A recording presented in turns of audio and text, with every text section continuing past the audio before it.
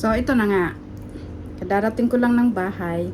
And, medyo excited lang. Medyo excited lang yung isa na magbukas ng So, here you go. Finally, this is the first time that I'm going to do the unboxing. And, guess what? Tada! Baliktad! It's like this. See? This is iPhone 15 Pro Max. And I'm going to do, actually it's not unboxing, it's already post-unboxing edition. So, here you go. Samahan nyo ako, ipapakita ko sa inyo yung new features nila compared sa dating iPhone. Okay? So, actually, ang gagawin natin ngayon is post-unboxing. Kasi nga masyadong excited tong isa, so hindi na siya nakapaghintay. Sabi ko, wag mo nang bubuksan before anything else kasi gusto kong i-unboxing. By the way guys, this is not intended to brag. Parang wala lang talaga akong mai-update sa YouTube ko. So, as trend naman siya ngayon, why not? So, wag niyong mamasamain, okay? Ito nga pala ang iPhone 15 Pro Max, yung bagong launch nila. So, nabuksan na siya ha. Obviously, nabuksan na siya. Ay, tadan! Excited na ba kayo? 1, 2, 3. Yay! So, sa iPhone 15, may iba't iba tayong color. Ang napili namin is blue. As you can see, blue. Kasi ito lang ang available sa iPhone 15 Pro Max, blue and silver, I think, if I am not mistaken. May mga nakikita kayo na pink, yellow, and green. But that is not part of the Pro Max. That is only like 15 plus. So, dalawang camera lang yon. Ito, may 3 cameras. And as I noticed, kasi sa 14 Pro Max, yung camera niya is little bit smaller than the iPhone 15. Hindi na ako magiging specific. Kasi may mga naman siya, may mga description naman siya. Ipapakita ko na lang kung anong na-observe ko. And then, second thing that I observed, yung yung weight niya.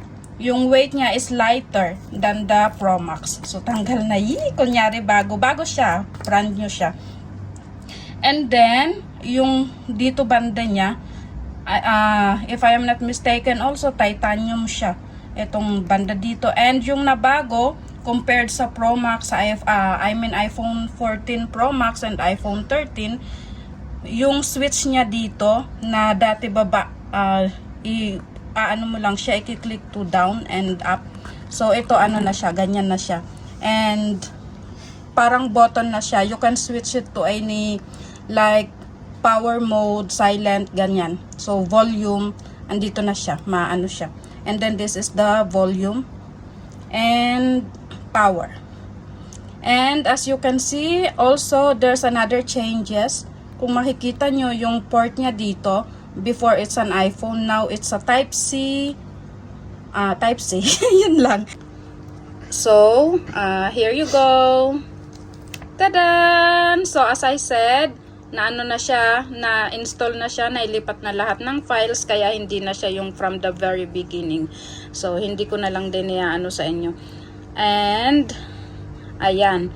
So, dati yung notification, I don't know how to call this one, pero pag may message na darating, dyan mo siya makikita, or when somebody called, so, yan, pag may notification, dyan mo siya makikita.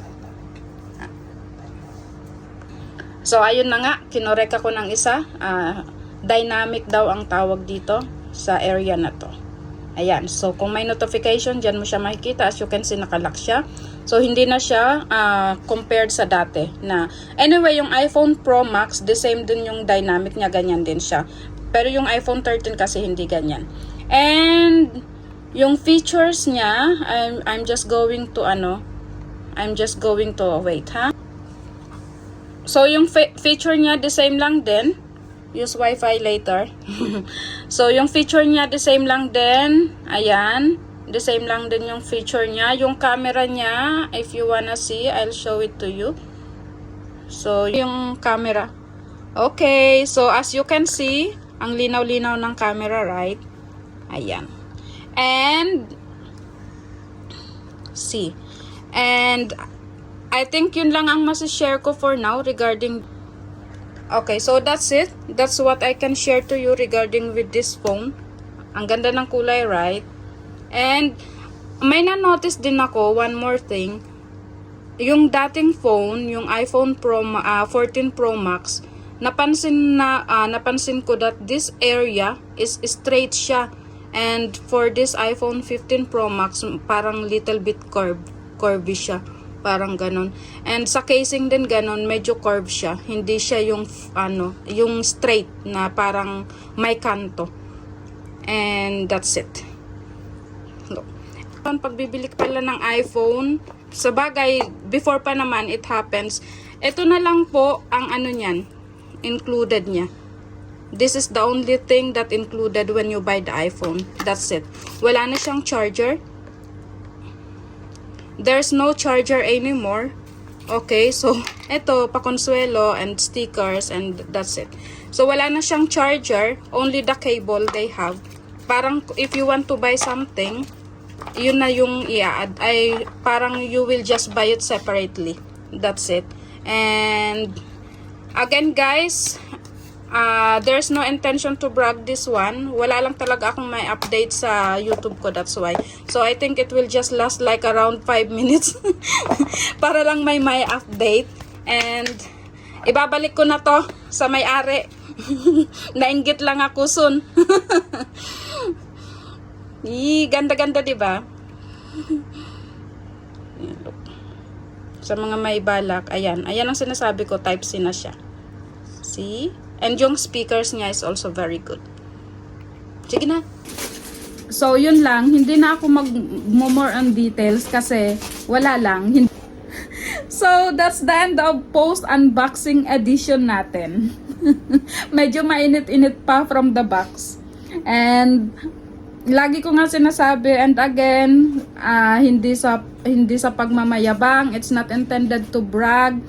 Kumbaga, just inspiration lang. Kasi, you know guys, before, talagang mahirap sa akin ang bumili ng cellphone. So, nakikinood lang ako, nakikidreams lang ako. Wala talaga, as in, kasi walang perang pambili ng cellphone. So, super blessed na din na at least nakakaroon tayo ng ganito.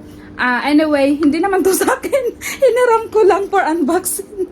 Hindi, sa asawa ko to.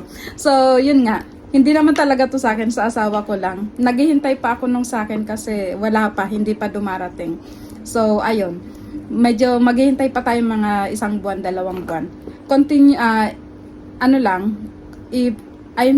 yung dati kasi, kaya minsan nakakatuwa din na yung hindi mo akalain na yung mga pinapangarap mo dati is mahahawakan mo. Kasi noon kasi, wala. Yung parang lagi akong naiinggit na may mga nakikita akong tao na ganito, na ganyan, na may ganito, na may ganon. Pero para sa akin kasi masyado nang mahirap na magkaroon ng ganon. Kasi nga sabi ko nga wala nga kaming pera to buy ng mga ganitong bagay na luho.